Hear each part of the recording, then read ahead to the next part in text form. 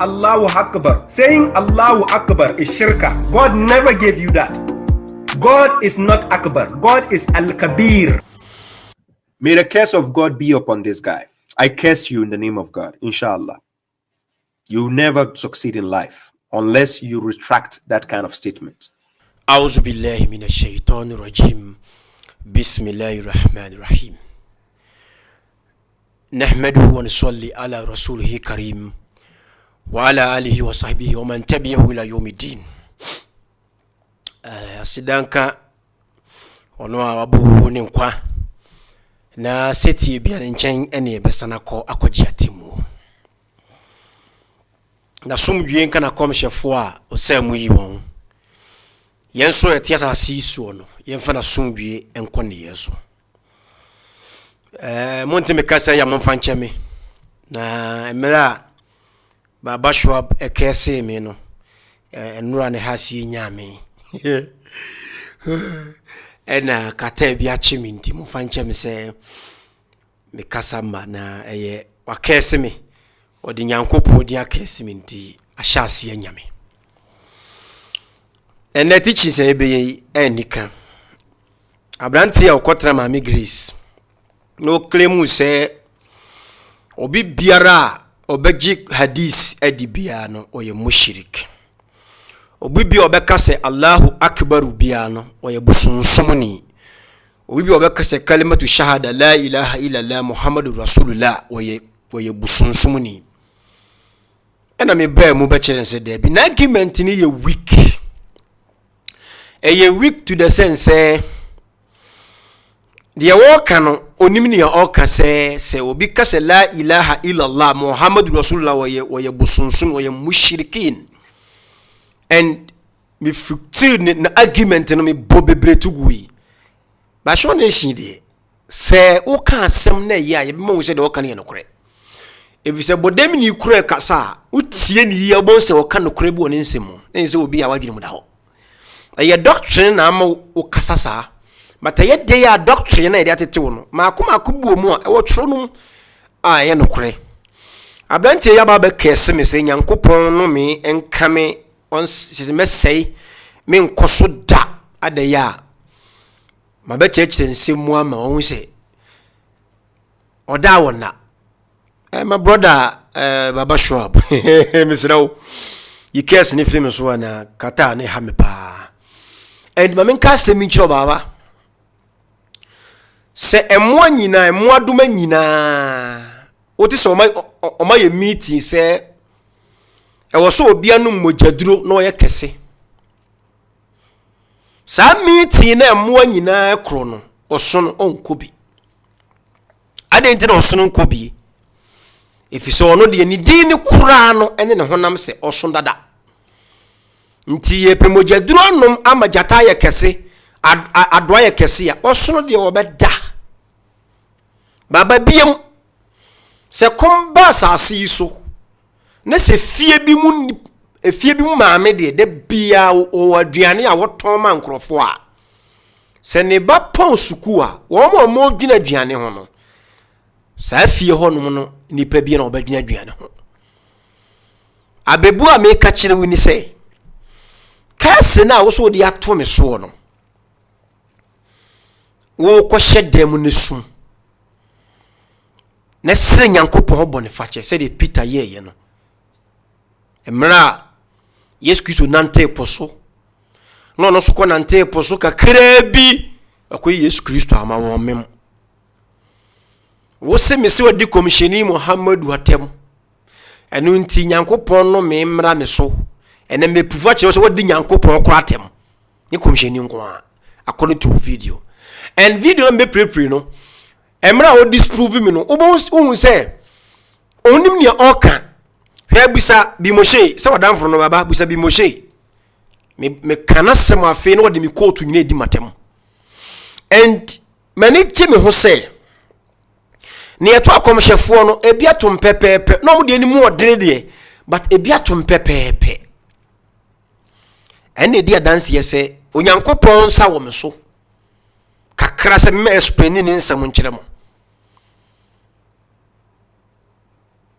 akwamashefo nyina omukofo kese wo no echichi bitum ne nyina abomabrabom ema me ho tome mani gye sampa e wo se mitimi fight na me de sanctity anase religion mu bakoye ema ni pati nyankopon so no we try our best say e be fight sa course no ne enim se yeni ho no mo ye wu a Allah be yi wo mo chen yen abeto so be izini la ta Allah ko wati ye be ko na videos no so na mo de muntie ena so abanti we no video we ka ho a me ne ho video ba ko pa strong one ti se na de ya ka ho me wi a metwe me ho afi no kakra but so be kan sem bi anya ma be kirikirim but me focus ko ne nsam no ho eye very weak to the sense you ti ada wa mokra mo no ana nsam a hye wo mo ma komishini be hye mpaboa be hye ne edua tumi be kata komishini ho a ye botu gu no a omo de ne ye kakra e chen ablante ne de no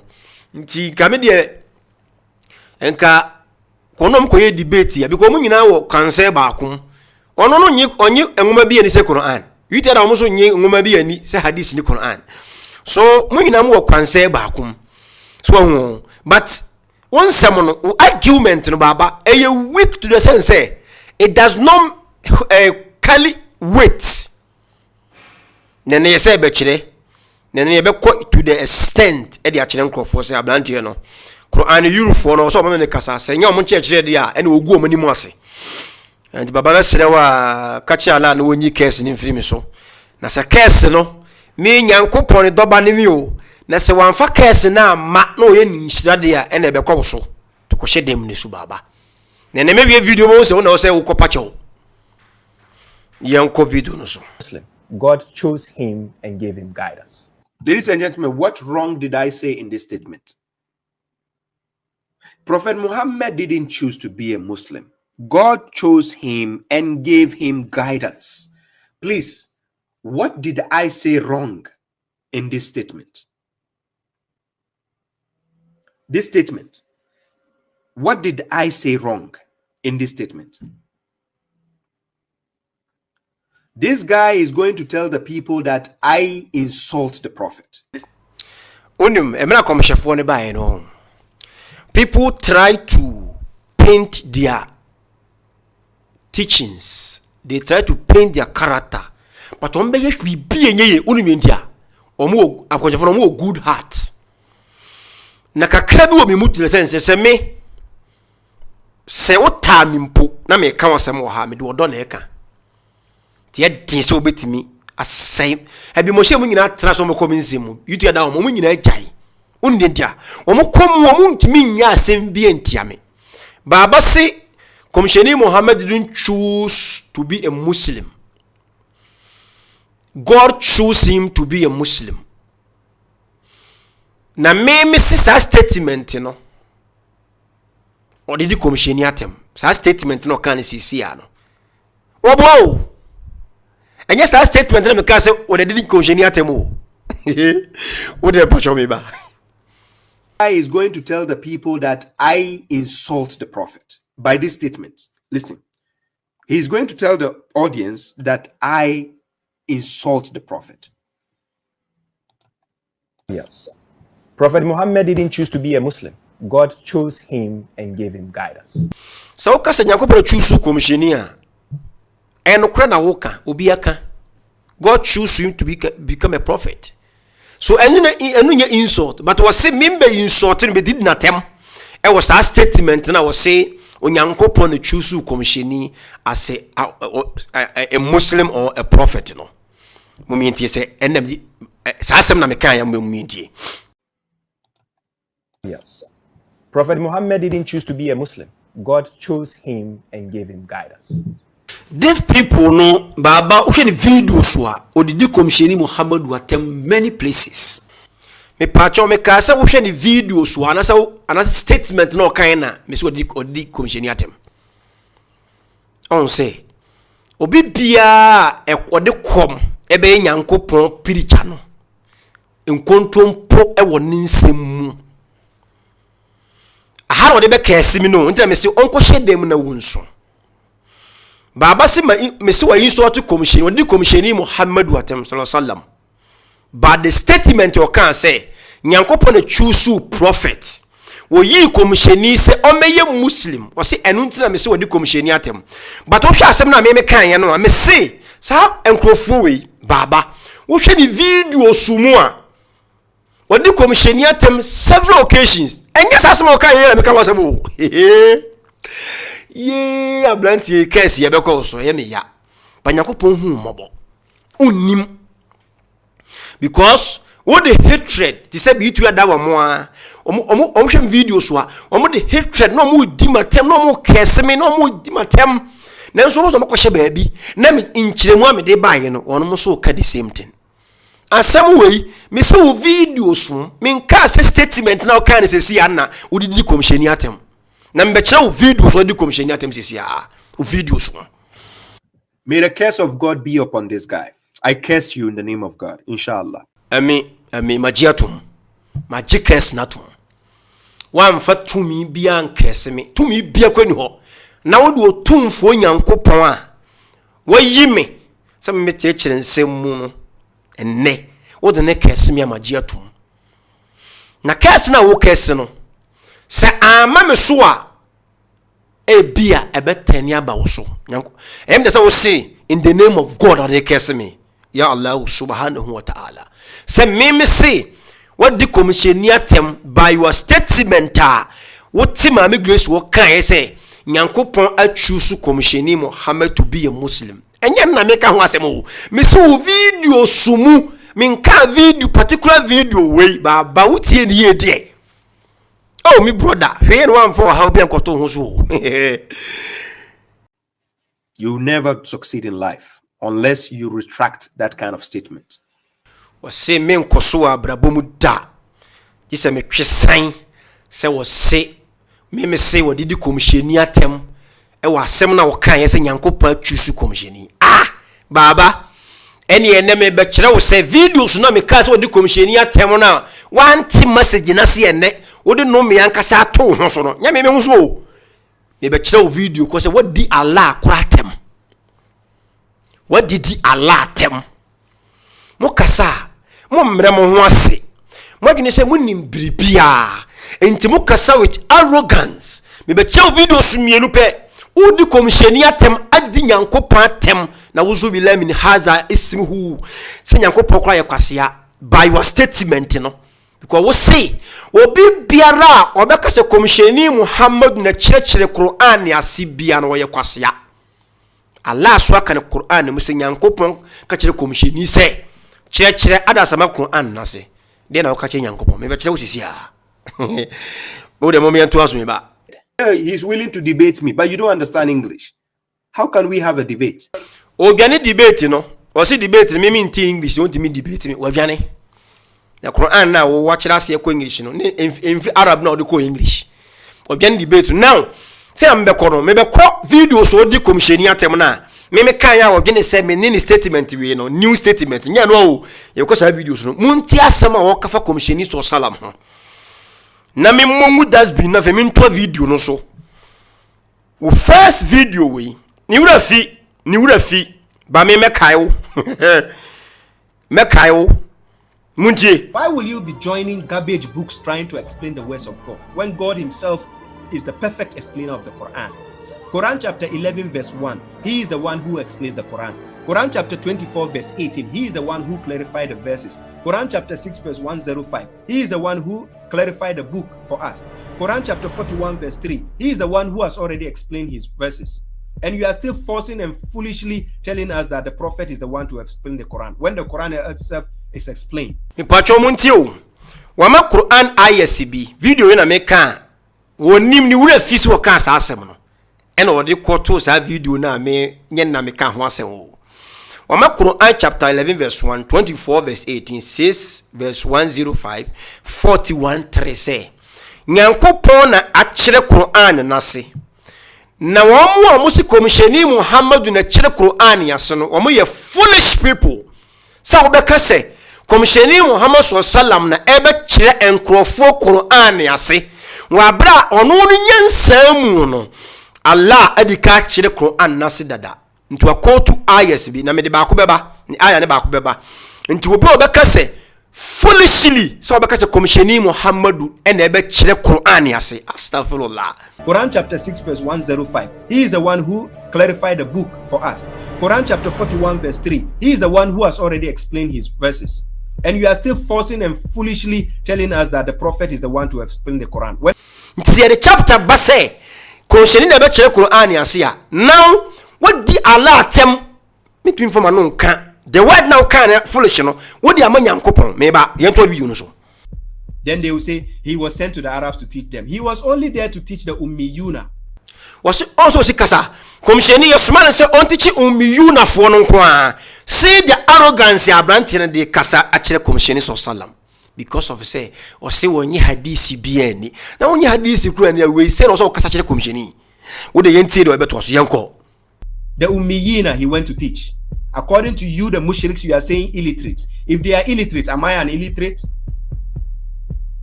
Does a learned person need somebody from the desert to come and teach him again when God has already explained his own book?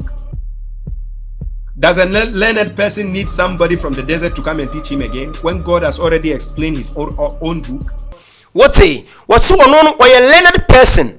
Obi on nim de obi a ono desert so Muhammad ano kata sano Nabiullah Muhammad no kata cheno sano so obi o desert so no obeda be kire wono no Quran yase because people say sheni a kire Quran na si bebre o hadisi mu aya ne yama because of say onye hadisi ni ntino komsheni e wo desert so no e wo nyansa e beda ne komsheni Muhammadu abekire ne Quran yase na me kasa odi komsheni atema so be kese me da min keso da dabi nemum kese no se be ya adwuma ene wo kokosu because see wo video kire se wo se komsheni Muhammad obi obeka se wo kire Quran ya sibia wo ye foolish if se wo nimde enye Muhammad wo fi desert eya Arabia mam na e be kire Quran ya se kasa fi be no kasa tantan ahomaso kasa be no my brother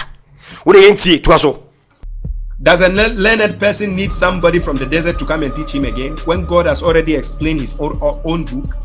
If you say Yankopon di kan akire Quran na se da ntine komsheni ebe kire Quran ase.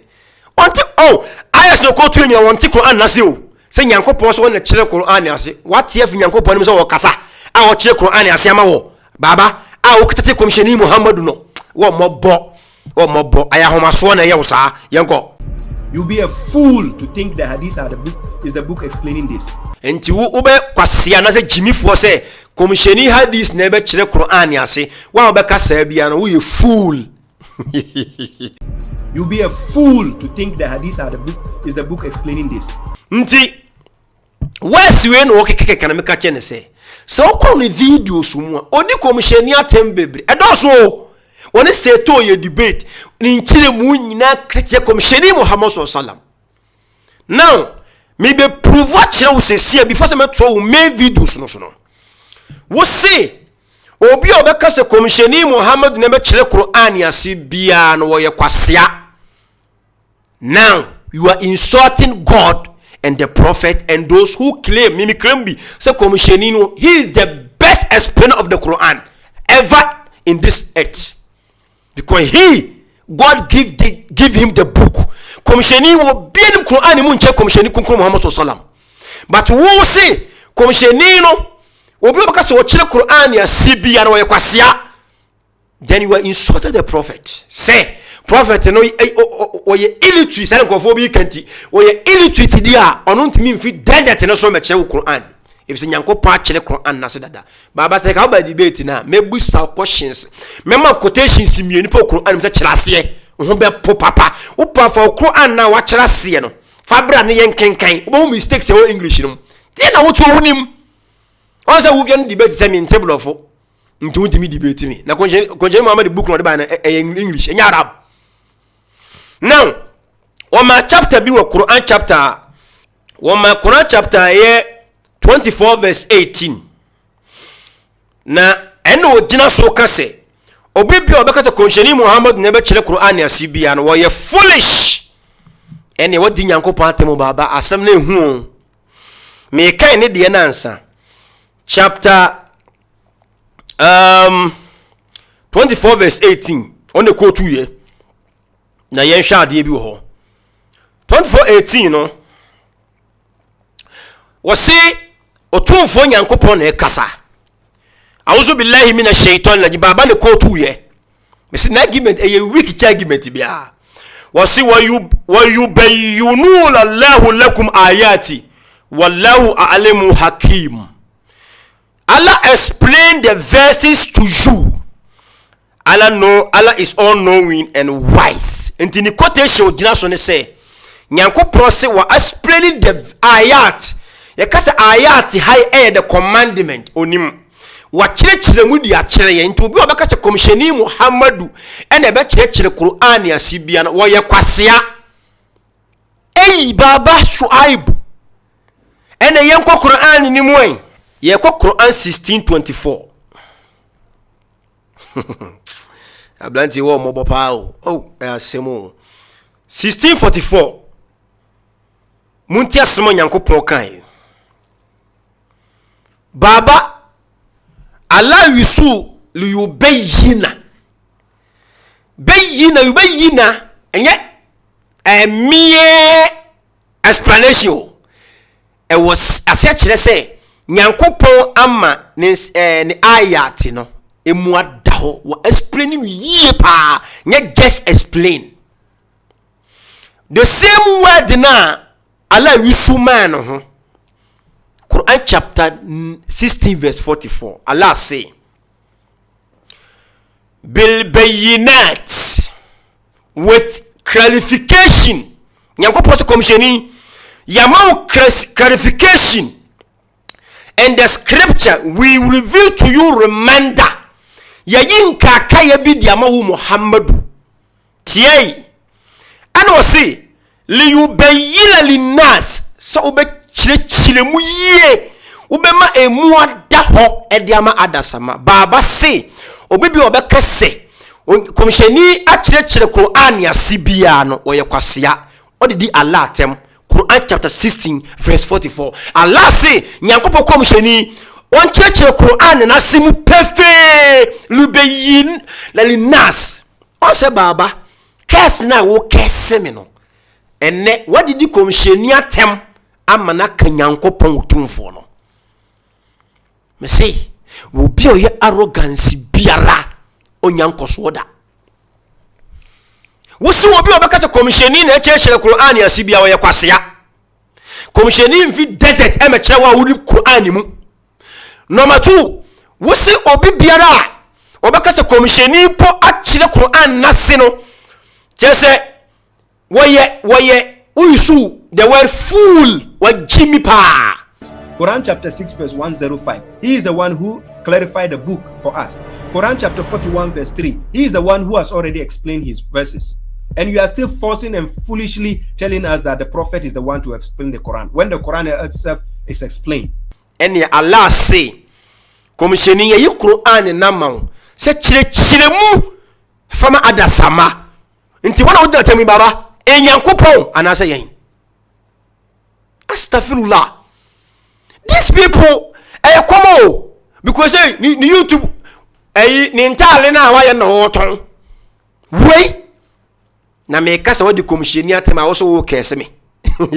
Allah na wodi ni di kese me no wodi na tem because Allah say komisheni nchechire Quran na sipefe wo si da bi Allah chechire ase enti komisheni etimi nchechire Quran ase na wo nim se aya na kotu kotu yen onti ase sa Allah kan se wa chechire Quran na si ya I will refer to komisheni no ankasa enti me di aya wi abre wa Nyankopon ka chire komisheni se chechire Quran na se chechire ase pefe mankrofo no adasama nti Allah ka se ono chechire Quran na se ya all point to komisheni because Allah ankasa ma wonte komisheni na kasa ma wate bogus argument bogus weak argument baba shuaib untimi you so ka do code yutia da wa mo so me de wan fan yo nabi yentoa ni video no so ye de kan amenkofo hu se wo de di Nyankopon komisheni ene Nyankopon no ankasa atem e wa ha yentoa so.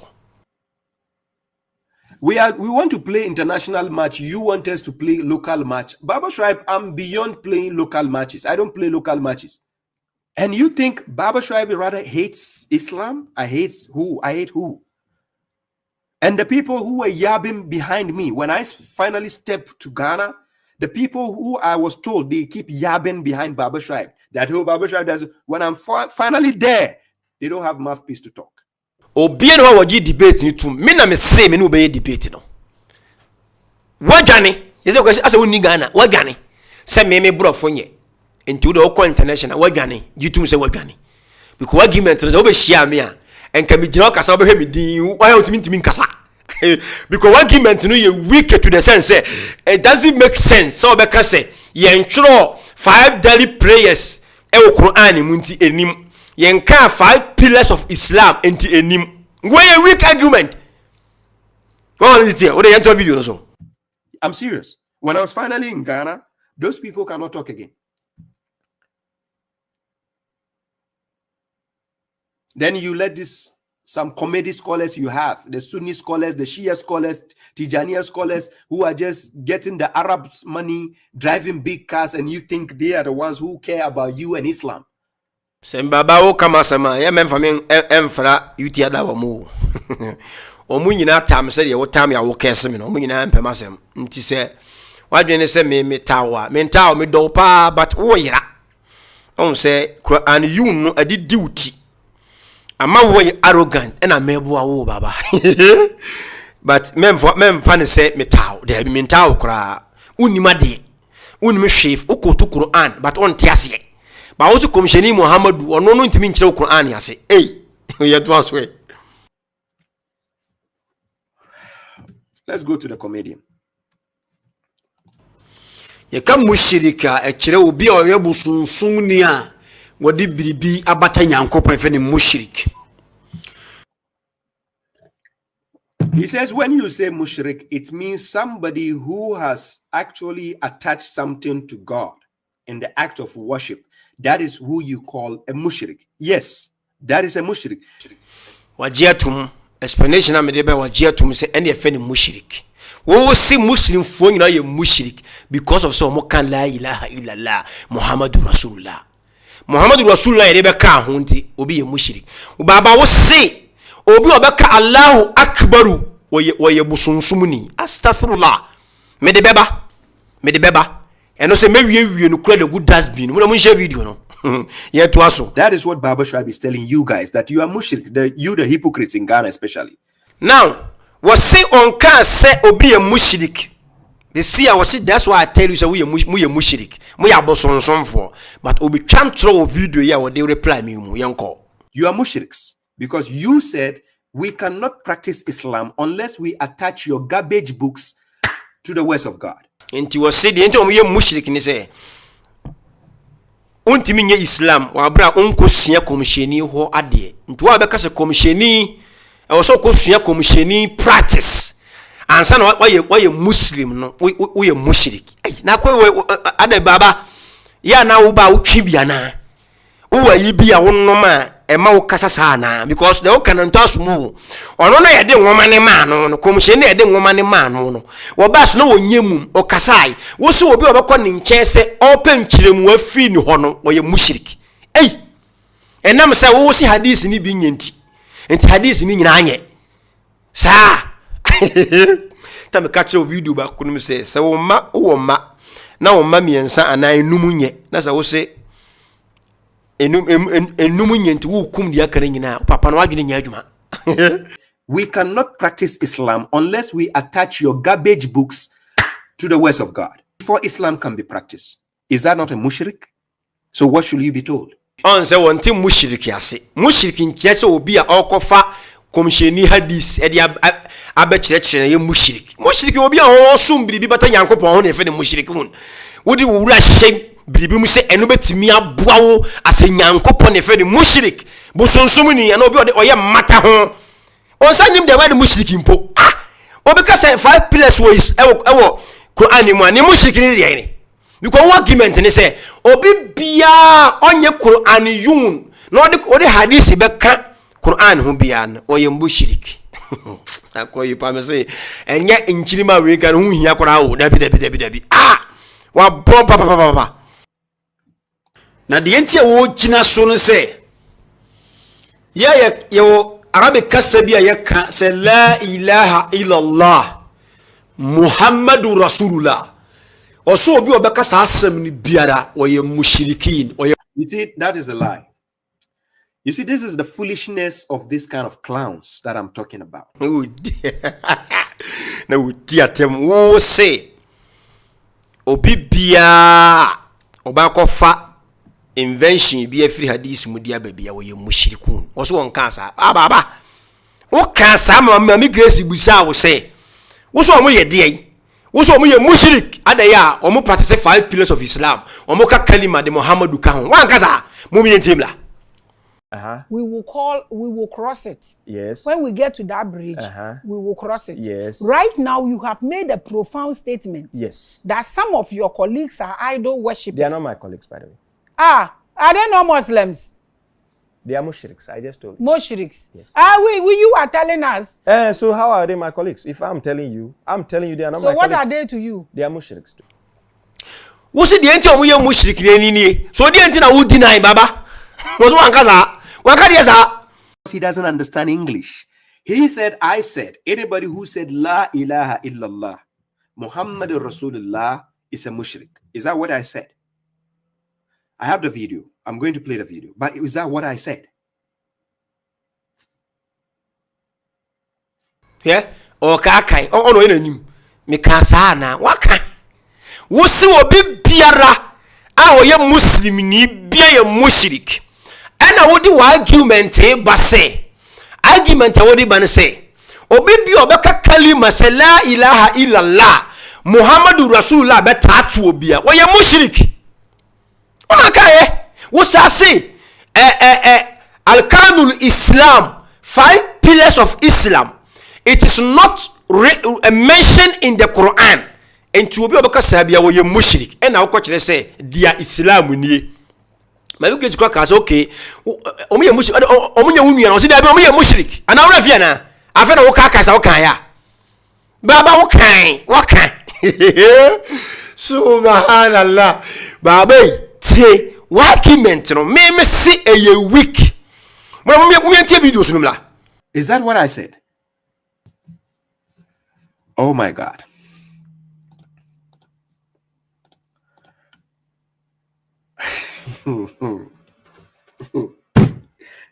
Oh my God. On say why you confused? What ka kura manaba so obi obeka se Allahu Akbaru nyankopon ye kese se ade nyina na say Allah is the greatest wo so ye mushrikin eno na me de be teachings ne pa abo nsem hunu nyina to agu nsem hunu na okeka kana it doesn't make sense no. Now this is the video.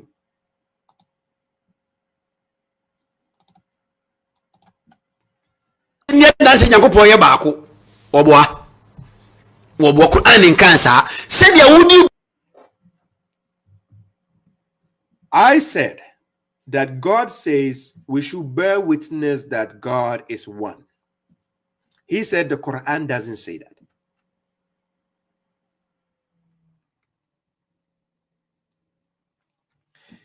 Listen carefully. I said the Quran says we should bear witness that God is one. He said, I'm lying. God never said that. Muslim fon kan yeso no say wo mo say ye were 5 pillars of Islam and into we mushrik no say see I will say e was say who bear witness nyankopon. He said, I said that the mainstream Muslims who says there are 5 pillars of Islam, I said they are mushriks. Then he is now saying that verbally, no, it is not in the Quran. He said, where I said God say we should bear witness that he is only one, is not in the Quran. Listen carefully. I'm going to prove it. But he says it's not in the Quran. Also a mushrik. Then he said, I'm a mushrik. Does he understand the meaning of a mushrik? Because he defined the meaning of a mushrik earlier, but he doesn't understand the meaning of a mushrik.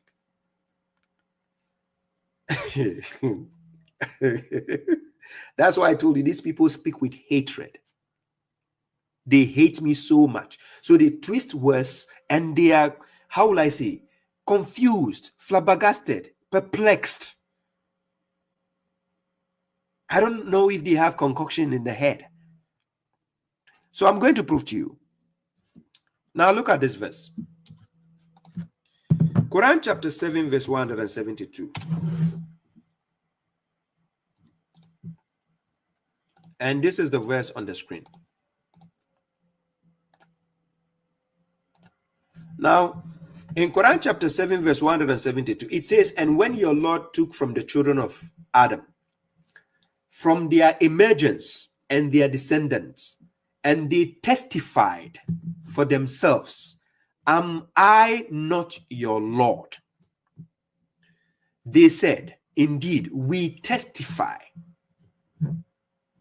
lest you should say on the day of resurrection, indeed, we were unaware of this. Listen what he said. Or a mushrik, because it's not written in the Quran that La ilaha illallah Muhammadur Rasulullah. Name of Musa La ilaha illallah. And also him say La ilaha illallah. It's not written in the Quran, but you are. Ladies and gentlemen, he even made it easier by speaking English for me. He said, La ilaha illallah is not written in the Quran. Listen carefully. And also him say La ilaha illallah. It's not written in the Quran, but you are saying this is in the Quran. What is wrong with this guy? Ladies and gentlemen, you heard this guy, the clown, Sean Nation. He said, La ilaha illallah is not written in the Quran, but I'm saying it. Then he says, what is wrong with this guy? So maybe the guy is talking about himself. I'm going to show you where La ilaha illallah is written in the Quran. He doesn't understand the Quran even. Quran chapter 37 verse 35. Ladies and gentlemen, check the screen very carefully. And check the verse I'm going to put on the screen. Check the verse carefully on the screen. God says, Innahum kanu iza kila lahum la ilaha illallah yastakbirun. He says, indeed, they became arrogant when they were told there is no God except Allah. Innahum kanu iza kila lahum la ilaha illallah yastakbirun. This is La ilaha illallah. He said La ilaha illallah is not in the Quran. Baba si wanyame a nyame wanyame ne se me se Baba wo se Nyankopon si ye me witness say woye ba ko pem say it is not in the Quran. Baba de aye bia ba say wanyame e wo Quran no. Oh Baba shuaib. Baba quotation enye me masema me ka me be kire won nsema me ka kire wo. Wo argument no ena me de o common sense kakra bi botugu yo common sense. Wo say yentro no wo Quran nim eno ka wo twantro. Wo say 5 pillars no eni Quran nim mo hwemla. As it says in James chapter 4 verse 7, submit yourselves to God. So right now, if I decide to submit myself to God without the 5 pillars of Islam, I'm still a Muslim. Is that what you are saying right now? Without the acclaimed 5 pillars of Islam, not coming from God, right? So it is allegedly. So you don't practice the 5 pillars? Because it's not here. Hey! Hey! Hey, way! Not coming from God, right? So it is allegedly. So you don't practice the 5 pillars? Because it's not here. Hey! Hey! Hey, way! We say it is not in the Quran. It is not there. And you won't follow.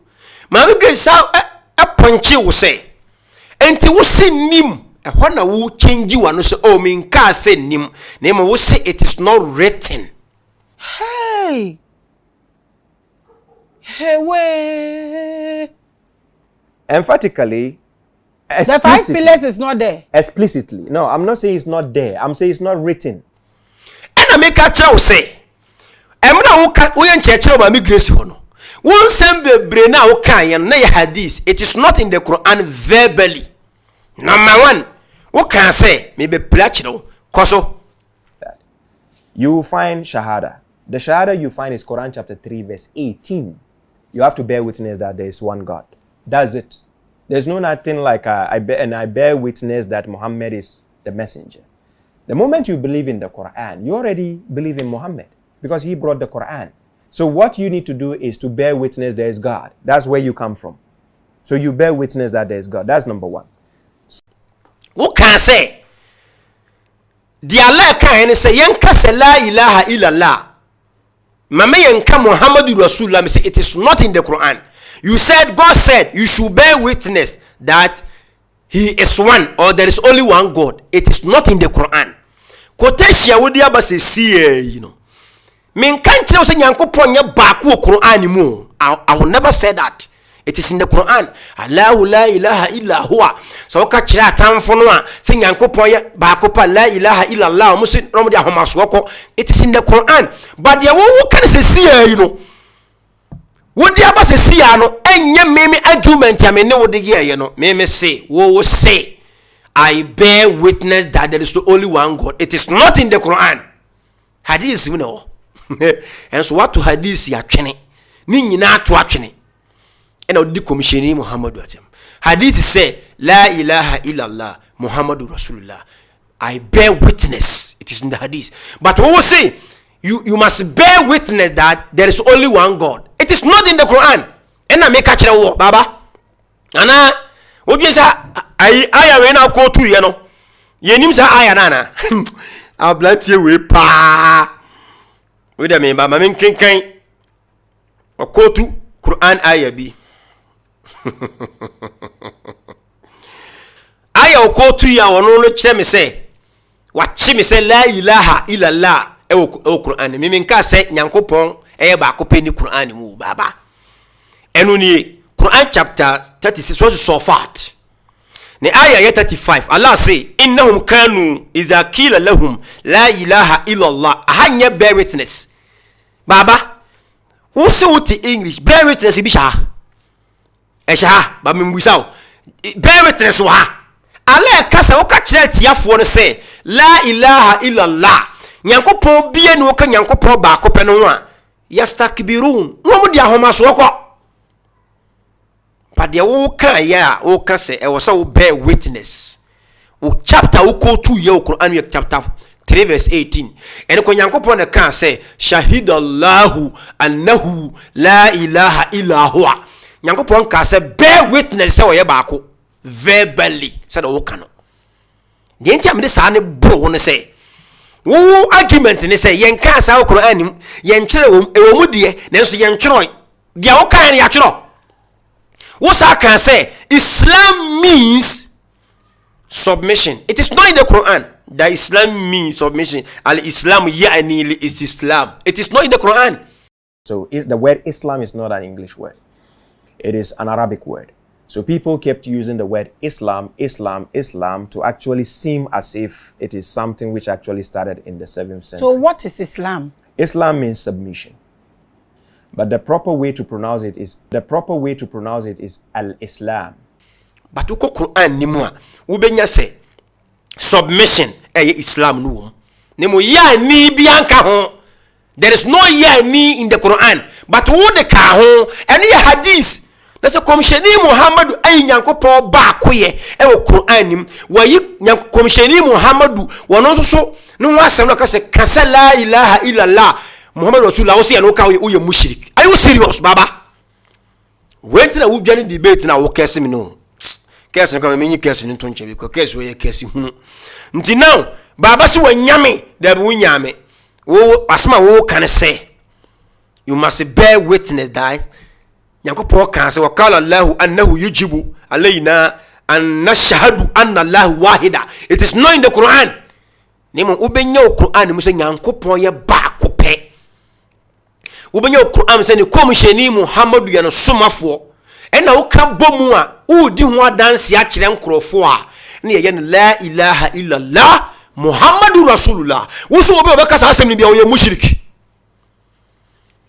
baba me kan ya wo be kɛse hu ɛda wo so ne to aba wa na obedi enti won say dia mi si send argument no ne ho hye no sa na tie ye ko Rasulullah oso obi obɛka saa asɛm ne biara wo yɛ mushrikin You see, that is a lie. You see, this is the foolishness of this kind of clowns that I'm talking about. Sana wo kan no baba ana wo brofo na wo kan no santi ase ana wo ka kire maami Grace say apart from wo obi bia wo Islam bia ye busunsum ni ana obusa wo say die ntia ana wo ba mu say omuka kalimatu shahada and the konsheni Muhammadu ka ho omu say there is 5 pillars in Islam omu say 5 salat in Islam ana wo so mu ye mushrik ka sa on sa fe de wo twe no me udi machi ababa tie me nipa bia ho se me show video so a me do odo na ehwe me mfa hatred and share video ti me show afi unya ba bia mfa kantankanta wo fa na wo so won kan sa wa kan sa kwa kan so hewi so obi obeka se Allahu akbar nyankopon ye kesiye wo ye the greatest bia wo ye busunsum ni me be preach no sisia ne wura fi tara me de bi mojew na baba sa me ohia mbia sa because the wo ye no enkosi bia bia se me fa video pasa me tena so be 1 month ya ontimi na baba ontimi na because video so nyina me wo ensem hunu nko a wo kra wo kire se yensi nya asore e wo video bi mu na commissioni kire dia wo se no nye. Are you serious? Na semne say wono waji commissioni adi nti waji Quran ya di nti waji Quran dia automatically waji commissioni Muhammad nti ehu hia say o baka say Muhammadu Rasulullah ena me bo wadwene say ne wo kan unim ne wo kan nyankopon na odi Quran ne baaye no wo bo commissioni di several occasions say wo ye Rasulullah Muhammadu Rasulullah wa otumika ati memfa bimla muntie Adante e wo se edi nyansa to na dwenum we de wo yama yuti ada wo mokra so abamfa so ache no omko mo nan sama ye o momma no wei tie so kai Quran me he e wo chapter 4 verse 80 mamni kan check once you can never say so ka nyankopon ye ba ko pa memfa Muhammadu nka ho you are lie unim ne wo ka baba shuaib Meba chapter 4 so to Nisa verse 80 me verse assembly wo hono wode ya ka me de pa yes tie argument ne say ye ka se nyankopon ye ba ko pa me ye ade commissioni nka ho who told you that it is not in the Quran so ka se la ilaha illallah don't add commissioni wo hadith no okay Quran chapter 4 verse 80 Allah say whosoever obeys the messenger baba tieniye Allah na kasa wasiman yuti rasula faqad ata Allah obibiala obesu tie diama nyankopon komsheni no odi ka say Allah ko di ka mention no wo so obi obesu tie ma komsheni Muhammadu no wo yesu tie ma nyankopon wo se ye ka say ashhadu alla ilaha illa Allah ya me yenka wa ashhadu anna Muhammadan wa ba kasa bia wo ye mushrik wo di na say won kan sa o ti chinsia no eti wo nyansa che nyankopon na no ka say Muhammadu Rasulullah alladhina ma'ahu ashiddaa se Muhammad yankopon komsheni edin na book Quran nim Quran chapter 3 mu Allah say obi biara mamenko na asem ne nyekle yi Allah say kul komsheni kase in kuntum tuhibbuna Allah fattabi'uni kachira won se so mu do yankopon dia munimi komsheni achi baba hwe na ukasa na ukasa no eye enkoda kasa Allah say komisheni ka kire wo se musimu do nyankopon a ene emu ni machi muni machini chese dia dance yese o komsheni Muhammad sallallahu ofi nyankopon dia dance yesa enu ntina hadith nyankopon komsheni ka kire wo se sa kalima no eka fapi mumu no so baka se la ilaha illa allah muhammadur rasulullah fa huwa muslim wo se da bi baka se bi fa huwa mushrikin wo dia ade na wuto wunim allah si sa wodon no a di komsheni Muhammad ngane di Quran ya chiwo wo baba wo se woji Quran di eno no there is no need say wo baba komsheni Muhammad di wo salati ana se kasem Allah anka say in kuntum tuhibbuna Allah fattabi'u Quran wo se fattabi'uni mi Muhammadu it means komsheni no o won chere bebi ho e lovely ni nchire mu wo me Quran ne ye lovely me chere wo bi we munyina ne nam honom gu legeni mu ase oh ye wadwuma ye pa o Allah kwa to ka say ati Allah wa rasula obey Allah and his messenger and so chapter 4 hono also obi be komsheni no obetie komsheni watie nyankopon enti untimi nka say obi ka la ilaha illa Allah Muhammadu Rasulullah wa ya mushrik wa ya busunsumni. Are you serious? On say argument say obadi on dey debate no obadi debate na kama can I make cancer for debate na say oh yeah wo and argument ni nyina ye flawed say e was say wunye say 5 pillars of Islam e Quran ni atworo 5 pillars of Islam dabi nyono be che yankopon wonka nanso wo benya ba ko afiri ha anya ba ko afiri ha wo kabo mu na ye 5 pillars no kire de di mu pa and wo de na wo ka say baby kwa wo say religion means believing in a supernatural being who control your destiny. It is not in the Quran. Yes, baba de okay na wo bo. My country Ghana, we have Shia, we have Sunnah, we have this, we have that about 4 or 7 categories. But you are telling me we don't have versions. So where from that one? Thank you. So understanding religion in the first place. Religion is believing in a supernatural being who controls your destiny. That is faith. So you believe in what you have not seen, what you actually studied to know. You didn't see God. So now you believe God. You have your faith because he created you. So now in the first place, God gave you a religion, the aspect of believing, having faith in him, building a connection with him.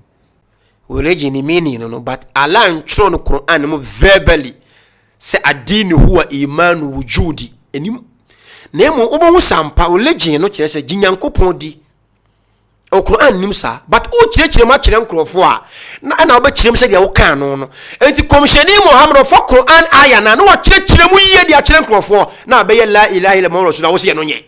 Are you serious? Do wo de ye baba fada nyani o enti weni esu a wosu a wode keseme ni nyina no ontimi prove me wrong ne waka afei ye be ko ba bia e teaching sipa baba shuaib say obi bia obeka se Allahu akbar biara wo ye busunsumni ablanti oni ma de fe ne busunsum ana mo mientie sa video no mra ye afina asam ne be de o mu de muntie baba. Allahu Akbar. Saying Allahu Akbar is shirka. God never gave you that. Abranti wo twa bia na baba mpiro dia pem no na frɛ minua no o twa bia na baba asma ho kan say obi bi obeka se Allahu Akbar wo ye busunsumni nyankopon fa sa asem ne maayeda on say ni weak argument no obeso che say ye ntro no Quran me say Allahu Akbar ento ka sa ye shirk baba. Are you serious? Because the word Allahu Akbar, you can find it. The word Allahu Akbar, you can find it in the Holy Prophet mouth. Say, I was somewhere here, so the Amoka say Allahu Akbar. Not say it is not in the Quran attributed to Allah. Omunimo. Say the word Allahu Akbar, no, it is in the Quran attributed to Allah about witness. Was say, Obibi obeka say Allahu Akbar biya wo yebusunsum ni. Sa video we mu ka say Obibi obeka say la ilaha illallah Muhammadur Rasulullah nyina ye mushrikin. E video we mu. I will deny no. What the kind of my grace what that? MP da. Opa ondileti o shoneshi. Baba. So because Nyankopon ye kese sade nyina o ye busunsum ni. Na all the argument bi ba ene edi be wie no no. What dey to aso. Allahu Akbar. Saying Allahu Akbar is shirka. God never gave you that. God is not Akbar. God is Al-Kabir. Al-Kabir, not Akbar. Hey, mumpa me say abanti onye se nipa bi na womo no akwadwira ye womo mpe somasom dada. Na mbedi we mo chen kamen kana se wo se Nyankopon Al-Kabir. Onye Akbaru. If you Quran ni mu a obon se Nyankopon se wo Al-Kabir.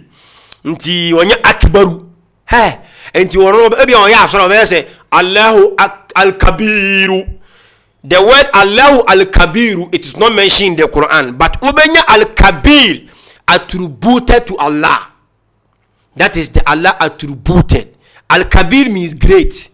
Ubenya Al-Azim, Azim Quran attributed to Allah means great. Ubenya Al-Hakim means wise. Baba, wa hunu akbaru see ye de man Nyankopon Quran ho. Quran doctor tia. Wo de me ba mo me nwie ne argument ni nwie. Not Akbar, not Akbar. And there are other good players too. But God is Allah alone, and you are calling him Allahu Akbar. Is there any other God apart from Allah? Baba argument ne say, so ka se Nyankopon ye Akbaru a. It means all compare Nyankopon to people. Weak argument. A weak and dead argument ne baba ye no. Baba say, so ka se Nyankopon ye kesiye e chen biribia. You are comparing Allah to someone. Na Al-Kabir na okay dey Allah so ye kesiye. Ani to ka sa. Sen confirm compare no to Allah dey to ka so ye Al-Kabir. Baba, are you serious? And are you okay? Are you okay? Who so because Allahu Akbar, God is the greatest. Who say I know the God is great. Well, great says me ba o dey to Calling himself Al-Kabir according to chapter 13 verse 9. It is like using, in Arabic we say Shayfa Tafsil. It is good, better, best. It is like using good, better, best. If you say God is the greatest, greatest of which gods? After telling you La ilaha illallah. Oh say asano okano obu on one who fool. Was say Allahu Akbar, God is greatest ya. Were you greatest or was which God? God ben no no more Allah is greatest wo mo so. Mutie baba argument no. Baba say okase Nyankopon ye greatest ah. Were you greatest e wo hwan Nyankopon be mo so. Baba Nyankopon say la ilaha illallah. No num so ye ba akopɛ e na oka say la ilaha illa huwa. Onim sa on say argument no e nkura argument o. Nyankopon nim say ono nko aye ba akɔ nti o say Nyankopon bi anka ne ho. It means people claim to be God and people claim people to be God. Nkofo friend nkofo Nyankopon nti o say da bi ono nko ne Nyankopon. So Nyankopon ye kese sen. It means you great people so ho but you the greatest. What's your problem baba? What is your problem pa? Calling himself Al-Kabir according to chapter 13 verse 9. It is like using, in Arabic we say Shayfa Tafsil. It is good, better, best. It is like using good, better, best. If you say God is the greatest, greatest of which gods? After telling you La ilaha illallah. Baba pa akwo argument party so pa o. Se wo ka say Nyankopon ye kese se ade nyina. Hwan na Nyankopon ne prayer enti wo ye kese wo no mo so. Won so see Nyankopon so oye Al-Kabir. It means great. Oye great wo ha mo so. The same argument ya wo ye. Allah amasa argument ni bebre Quran mu. Allah so oye Al-Hakim. Oye Azim. What is sa abodini man ho ye den. Bible so oye bonifacha fo. me be kire wade baba onim de sua me wa wie video no wadwen ne se nyankopon ye ngisu al akbaru ema no Quran mu wadwen no but I will teach you a lesson. Yeah, to us. There's only one God. So how can you tell me Allah is the greatest? Of which gods? How many gods do we have? Nti wo say I didn't tell ye chere no say Allah is the greatest. Ewo hwanam so. Na baba yi hwanam so na Allah ye greatest. Ti me enka say ye greatest. Na mo ye al-kabir, ye great. We mu nyina wo social media. Na be den kofo enya esom ko say esom abodam say abi mo sheka no. We only one God. So how can you tell me Allah is the greatest? Of which gods? How many gods do we have? Nti wo say how many god do you have? So unim say nyankopon nim say god no ye ba ko pa e die nti na wo ka say Allahu la ilaha illa huwa. When Allah ne according to who argument tan no. When Allah and ne pere ho nti wo say nyankopon bi anka ne ho. It means enkrofo claim to be God. Pharaoh claim to be God. Enkrofo say creation are God. Akito say yes Christ are God. And wo ka kire wo say la ilaha illa huwa. Nyankopon bi anka ne ho. It makes sense. But wo say so because akbarua Allahu akbarua. It means also mbosom because nyankopon no o ye greatest e wo hwan no so. O ye greatest e wo nipa so. If say nipa e be great people. And now when we say Allah kwa you so great e ma komsheni Muhammad sallallahu alaihi wasallam no. Allah is so great e ma komsheni sallallahu alaihi wasallam. E wo Quran Allah say you so great e ma wono no. Na mom wo nim de asua ma me nche wode bi. Say nyankopon kasa wo ye greater. Ni greatness no e ye akbaru. E ye greater. So kasa wo ye wise where the source of wise. Nya wise because you want crofo mo ye nipa mo ye wise people. You want crofo mo ye nipa mo ye great people. Allah na de bo wo mo. Enti nyankopon ni greatness, ni holiness, ni wise, ni nyina ni mini parse where the source of all things. Ha shoneji. Kata no kurako. Hey. Yo juma yo. To the end to us. How can you be the greatest? It's just like football players. There is always good, better, best. The best player always have another players competing with him. It was says okay say akbaru. Allahu akbaru. At say the players obi a besta, obi a best channel. So okay yankopon ye greatest it means you don't compare obi. Why didn't compare obi? And crofo compare one to God. Ebu Quran, ebu Bible mu. People compare themselves to God. And take Allahu akbaru. What is your problem, my brother? What do you mean by yanko? It's just like football players. There is always good, better, best. The best player always have another players competing with him. So when you say Messi is the best, it means there are other good players too. On say akwa wi ankasa na ho. Allah aka no Quran yi mu munji. Mi kotu aya bia kire so o ka say Messi e ye best ya. It means enkrofo bi ni complete. Eni ntina o ye benji unjim ka nyankopon e ye greatest. Okay, ba okay Quran chapter 23. Baba tie 23 verse ye 14. Allah say ثم خلقنا نطفة علقة فخلقنا علقة مضغة فخلقنا مضغة عظاما فسكونا عظام لحما ثم سالناه خلقا آخر فتبارك الله أحسن الخالقين. Baba mi busa wasem wana Allah ne pre abode ho I was so the best of creation. Why? We fi nyankopon no ankasa enum.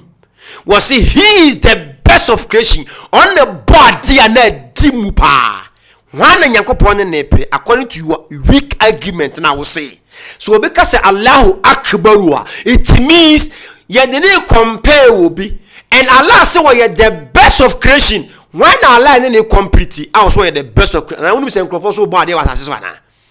nyankopɔn ba de ne se ya obi timi ye ne yie obi akoma se ya doctor timi ye ne yie Allah ba de ni wa bo nipa but ehote chema yetimi ye ne yie enti he is the best of creation but people so e create ka efi nyankopɔn mu nyankopɔn na ye ka wo de no ohuni mi de ma nipa na ye ka no enti Allah is the best of creation because people are creating things baba wa bondodo wo ye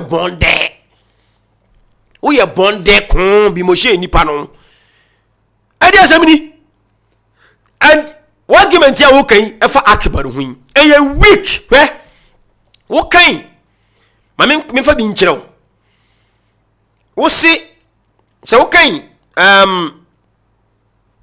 greatest na wo kan se ase baba paso wo kyerɛ se yemfa bi kura attribute bi ma Allah subhanahu wa ta'ala wo kan Qur'an ya ho ye de akbaru adi aye attributed adi ma Allah said ye de azim no kabil na wo kan the same thing on kada Quran chapter 6 verse 19 ti Quran chapter 6 verse 19 Quran ye de nenko fo yi se no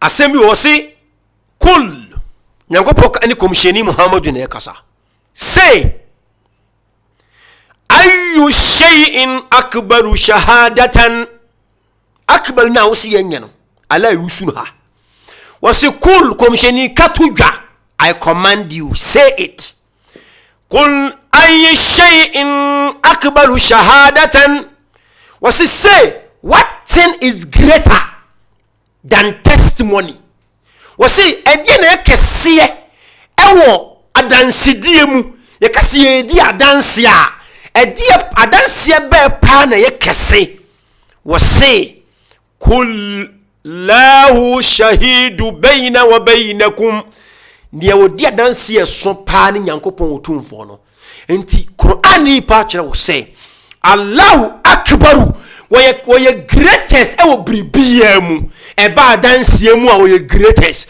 eba bribia mu a woye the greatest entre komsheni Muhammadu kache so wo ya sorry a ka se Allahu akbaru nyankopon ye kesies na de nyina what is your problem baba shuaib we de ba kon de woye komsheni ne we de edi shuaib ni argument nyina ye weak wo se ye kasa Allahu akbar wa ye busonsom sai ade yakopon twe no Qur'an mu de ane won twe no Qur'an mu nti ade ye kanya ne atwe no Qur'an mu to wadwen se bibi o Qur'an mu bia na wo se wo de yisi atworo ansa ebu ha ye nkan wo kyerɛkyerɛ mu a wo be kyerɛkyerɛ mu but yakopon bon tofa nti Allahu akbar no unya the word Allahu akbar unya Allahu al-kabir wo kana nemo wubenya al-kabir wubenya azim wubenya hakim wubenya rahman wubenya ar-rahim ewo mu bebre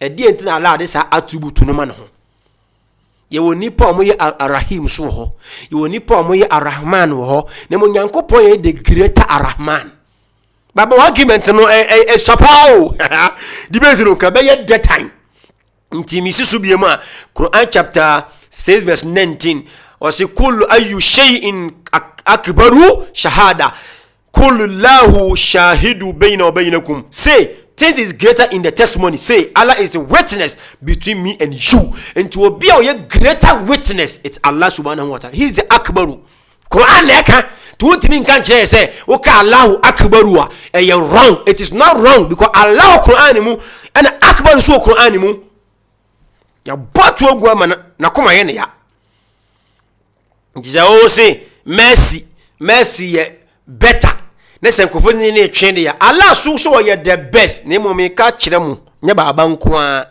se ka se nyankopon ye wise a enye Allah onye wise Allah ye source of wise wo ye nyansa nyinati ye ka se Allah eso a wo ye azimu a onye azim keke ne mo wo ye akbaru woye source of azim ekase nyankopon ye rahmana wonye just odomfo nemu woye adomfo nyina ti tana Quran ne ka by translation ebi kwa ye all wise and de ye kakra all wise nemu wo he is the source of wise yakopon ye odefo yakopon ye odefo wo ye source of adefo nyina ti ebi se nipa odefo na ala se odefo da bi enti asem bi o Quran mu ana asem bi e timi di man nipa bia no wo de ko yakopon e different asem na no enti na argument ni ye weak weak mu weakness wadi ka de awo ho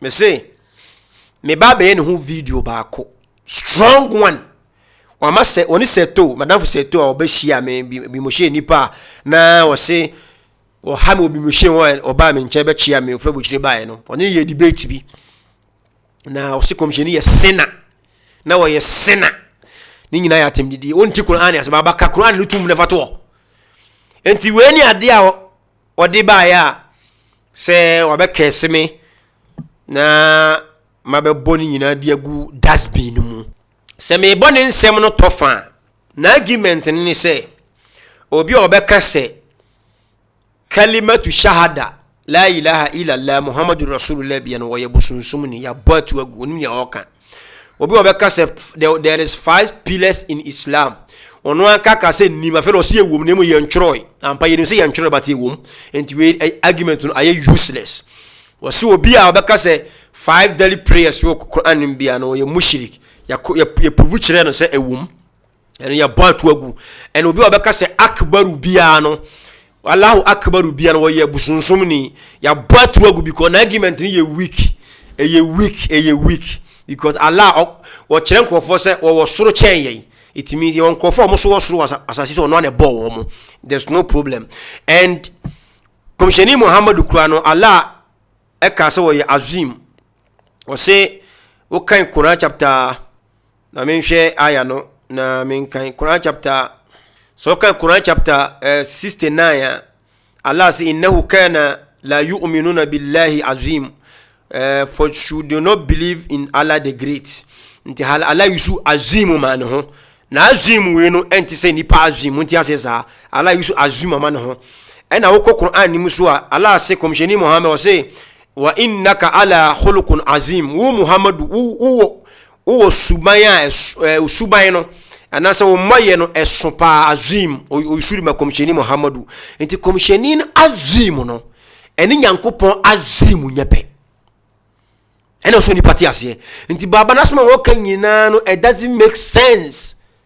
ene yentwero we ya twero wo Quran ni mo mamom yentwero no said ye wo ye kan ni nti wo se nye ne kore now enka me be wie no abrantie we e condemn hadisi nyina na me chene se am chene ka kre na de ka kre bi fa hadisi ho ye judge hadis with the Quran won't mean ka se hadisi nyina nye and me be chero tafsila komsheni ye fa Quran ho e fa ayes bi ho e de a chero onse wo kai Quran no Nyankopon se yenya yem yie ma yawofo me yenka off kasafi enkyere wo mo yenka yemre ahobrase entabase ma wo mo komsheni wo ho na nkofo bebre nti Quran na se Quran no ebi ye bad dosun ebi ye muhkamat ebi su ye mutashabe ebi joma ehia interpretation baba wudi na wuni ma wakasa inche Quran ase wukai hadith aya freno sunna al-nisa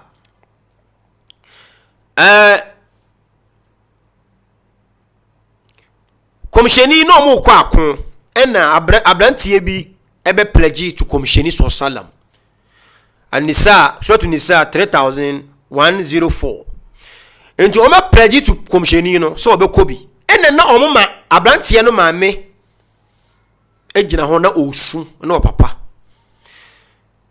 na nation wei komsheni ka kire won se o maame o se mo maame o se komsheni say stay with her konenchen na said o ma ni sunye no koma ne nsere wo baba shuaib say this is not in the Quran enti we na nye uji we dia o ye busunzum ni hey are you serious baba Nyankopon sisa wo ma mi sua mane nsere sere ma nsere wo se nye because Nyankopon kan ne Quran nim abrantie we pa. Number 2,